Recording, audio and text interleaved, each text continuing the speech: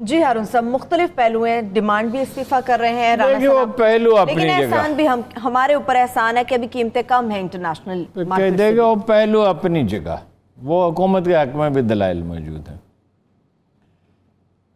एक चीज़ सियासत में बड़ी अहम होती है, वो ये है लोगों को सदमा न पहुँचाए। और ये तो इतना बड़ा सदमा लोगों को पहुँचा है, इतना बड़ा सदमा पहुँचा है, बाज़ औक़ात अजीब दिलों का मामला है, दिल बिल्कुल ही बदल जाते हैं। आज जिस शख्स से बात की उसको सदमे की हालत में पाया, रोते हुए पाया, हामी था या मुखालिफ था। ये क्या हुआ? बहुत से लोगों ने कहा यकीन ही नहीं आता, ऐसा भी हो सकता था। देखिए, जब उन्होंने 7 रुपये कीमत कम की पिछले हफ्ते, तो ये लगा कि भाई पटड़ी पर चढ़ने लगी है मईशत, सूरत हाल बेहतर हो जाएगी, 1% इंटरेस्ट रेट भी कम हो गया, 7 रुपये कीमत भी कम हो गई, को माशी सरगर्मियाँ बढ़ने लगेंगी, कोई उम्मीद जागी। अब अगर आपको कोई ऐसा फैसला करना है, अव्वल तो उस वक्त आपको कंपनियों से और एक्सपर्ट से मशवरा करना चाहिए था। ये कौन लोग हैं जिनसे ये मशवरा करते हैं? भाई एक दिन आप कम कीमत कर रहे और चंद दिन के बाद ही आप हफ्ता 10 दिन ले गए, इतना ऊपर ले गए। और वो नदीम बाबर साहब ने आज एक अजीब बात की कि अगर यकम को बढ़ाते तो फिर 32 रुपये बढ़ाते। ये क्या बात हुई? अच्छा, और भाई 51% तो इसमें टैक्स है, 30% वो क्या लेवी है और 17% सेल्स टैक्स है, तो 32 रुपये क्यों बढ़ाते? वो खल्के खुदा को क्या अहमक समझ रखा है? अच्छा, वो ठीक है बात है, दूसरे मुल्कों के मुकाबले में कीमत कम है, दूसरे मुल्कों के बहुत सी और चीज़ें भी तो सस्ती हैं ना, जॉब्स हैं, उनके ज़रिए मुबादला के ज़खायर उस तरह नहीं है, उन्हें वो ख़तराक लाक नहीं, उनके वो मसाइल नहीं है वहाँ, ये हेल्थ सिस्टम इतने पुअर नहीं है। और अब अवाल इस्तेहकाम है कुछ न कुछ। यहाँ तो सूरत हाल ये है कि कोई पता ही नहीं कि कल होगा क्या।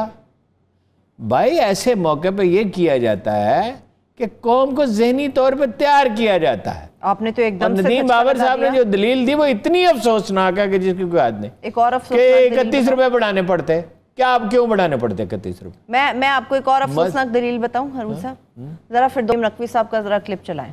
कीमतों का इजाफा जैसे ही ओगरा ने अपनी सिफारिशात पेश की हैं, ज़ख़ीरा अंदोज़ी करनी शुरू कर दी थी लोगों ने, जिसकी वजह से पेट्रोल नापैद हो जाता। इसलिए हुकूमत ने मजबूरन उस वक्त से पहले 1 जुलाई के बजाय कल ही वो कीमतों को इजाफे का ऐलान करना पड़ा। और क्या हारून साहब, ज़ख़ीरा अंदोज़ी के खतरे के पेश नज़र जो पेट्रोलियम मसनूआत हैं इनकी कीमतें बढ़ा दी गई हैं, यानी कि जब किल्लत थी हम मजबूर हैं, हम हुकूमत नहीं है, हम मजबूर हैं। हुकूमत असल में पेट्रोलियम कंपनियों की है।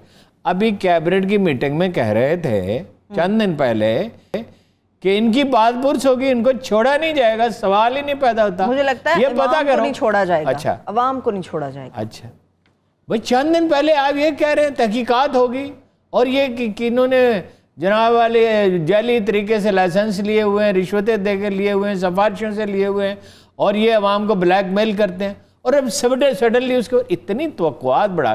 पहली बात तो ये शुरू से इनका मामला ये है कि लातादाद तवक्कुआत, इतने मकान, इतनी नौकरियां, इतने $100 बिलियन बाहर जाएंगे, इतने पाकिस्तानी आएंगे, इतनी ज़बरदस्त टीम है।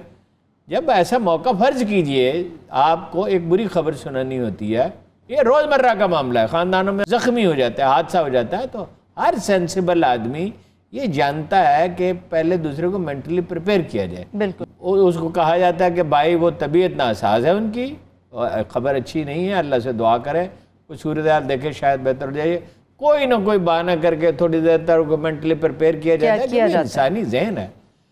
ओ भाई 22 करोड़ आदमी तो ये सोच रहे हैं कि हालात की बेहतरी का कुछ इम्कान पैदा हो गया पहली दफ़ा 22 माह के बाद।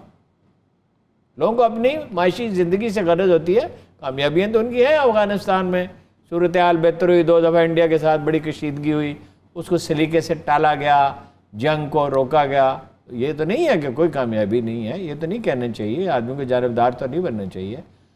अच्छा, और भी कई चीज़ें हो सकती हैं। वो जो 8 लाख आदमी निकाले, कितने आदमी निकाले उसने, अपना सानिया निश्तर ने, वो कोई मामूली वाक़या नहीं है, अरबों रुपए हर साल। लेकिन अभी लेकिन आप एक ज़हनी कैफियत में हैं लोग, सदमे की। ओ भाई वजीर आजम साहब, वैसे तो आप हर वक्त टेलीविजन को छोड़ते ही नहीं हैं, आप टेलीविजन को हर वक्त कैमरा आपके ऊपर रहता है। इस मौके पे आप कहें कि मैं कौम से खिताब करूंगा, मैं बात करूंगा, उसको मेंटली प्रिपेयर अब बम गिरा दिया, अब क्या मेंटली उन्हें तैयार करना है? नहीं, उस वक्त ऐलान से पहले आते हैं ये सूरत हाल हो गई है, ये मामला है, इंटरनेशनल प्राइसेस बढ़ गई हैं, हम मुश्किल में हैं, आप जानते हैं ये वायरस का मसला भी है, और मैं दरख्वास्त करता हूँ, मुझे पता है आपको बहुत अफसोस होगा, मैं दरख्वास्त करता हूँ, शायद कुछ सूरत हाल बेहतर होती, कम अज कम शायद इतना सदमा न होता। ये क्या एक दिन, मैं तो आज शाम तक लोगों से पूछ रहा हूँ, उनके हामियों से, उनके दोस्तों से, करीबी दोस्तों से पूछ रहा हूँ। आते हुए उनके करीबी दोस्त को मैंने फ़ोन किया कि आपको यकीन था? उन्हें कहने बिल्कुल नहीं, मुझे अब तक यकीन नहीं आता। हारून साहब, आप कैबिनेट की बात करें, कैबिनेट के अपने वजीर इस वक्त शदीद गुस्से के आलम में, वो कहते हैं खान साहब ने हमें भी इस फैसले में एतमाद में नहीं लिया और चुपके से ये फैसला कर दिया। अब एक और इल्जाम भी है। नकवी साहब क्या कह रहे हैं, ये एक पॉलिटिकल क्लास पैदा की है, वैसे ही अच्छे आदमी है फिरदौस शमीम नकवी, अच्छे सभी कह रहे हैं, अच्छे आदमी कह रहे हैं कि जी वो फिर जखीरा हो जाता। कैसे? तो हुकूमत बनाई किस लिए जाती है? आपने तो खुद ये कह रहे हैं कि हम जब भी हमें खौफजदा किया जाएगा हम कोई गलत फैसला कर डालेंगे, चाहे कौम रोती रहे। देखिए, दिल से उतर गए, आंख से दूर ना हो, दिल से उतर जाएगा। ये तो कुआद दिला के इस तरह के फैसले करना, दिल से ही उतर गए लोगों के। मैं अपनी बात नहीं कर रहा, आवाम की कैफियत बयान कर रहे हैं। मैं आपको वो बयान, देखिए अखबार नवीसों का ये काम है। ये वाक़या हुआ था एक दफ़ा, बहुत से वाक़या तो मतलब 50 साल में हमने देखे कि किस तरह लोग दिल से उतर जाते हैं। एक दिन ये कहते हैं ना, बड़ा ईमानदार आदमी इमरान खान होगा ईमानदार। पाकिस्तान के जो सुने मेरी बात, जो सबसे ज़्यादा दयानतदार हुक्मरान थे उनमें से एक का नाम गुलाम इसाक खान था। यानी इकन्नियाँ तक पैसे तक गिनते थे। 2 रुपये 62 पैसे की ये चीज़ है तो 2 रुपये 38 पैसे वापस किए जाएं। 5 रुपये का नोट दिया था।